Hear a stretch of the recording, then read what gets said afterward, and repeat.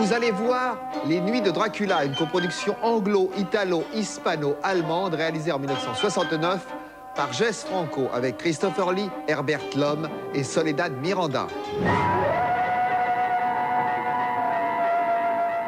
Lorsqu'apparu sur les écrans le Dracula de Francis Ford Coppola, les médias firent grand battage autour du fait qu'il s'agissait de la première adaptation cinématographique fidèle du roman de Bram Stoker. Les vrais cinéphiles ne furent point abusés par cette affirmation, car s'il est vrai que le roman a fait l'objet d'une multitude d'adaptations filmiques, certaines se sont approchées de très près du texte d'origine, comme le Dracula de Todd Browning et sa version latine réalisée parallèlement dans les mêmes studios en 1931 par George Melford. Le cauchemar de Dracula de Terence Fisher ou le Dracula de John Badham avec Frank Langella. Cependant, les deux films les plus fidèles demeurent Nosferatu, le vampire du Murnau, conçu en 1922, et Les Nuits de Dracula.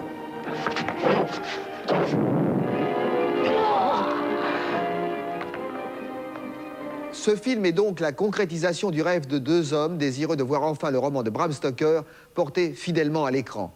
Le producteur anglais Harry Alan Towers et le comédien Christopher Lee. Towers est d'ailleurs, sous le nom de plume de Peter Velbeck, le responsable du scénario du film. Et il y a dans Les Nuits de Dracula quantité de détails qui n'avaient jamais été exploités jusqu'alors à l'écran.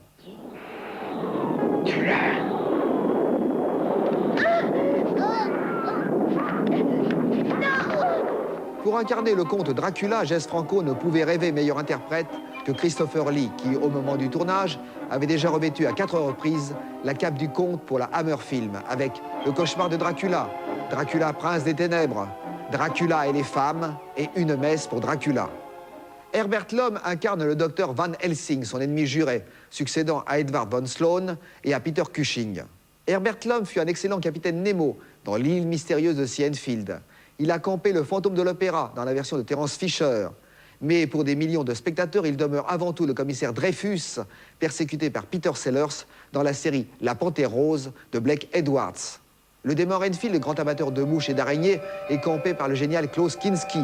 Et l'on remarquera également dans la distribution la présence de Soledad Miranda, superbe comédienne qui va à brève échéance devenir la comédienne fétiche de Jess Franco. Je vous abandonne maintenant sur le seuil du château du comte Dracula. Et suivant la formule consacrée, entrez de votre plein gré et laissez-y un peu du bonheur que vous apportez.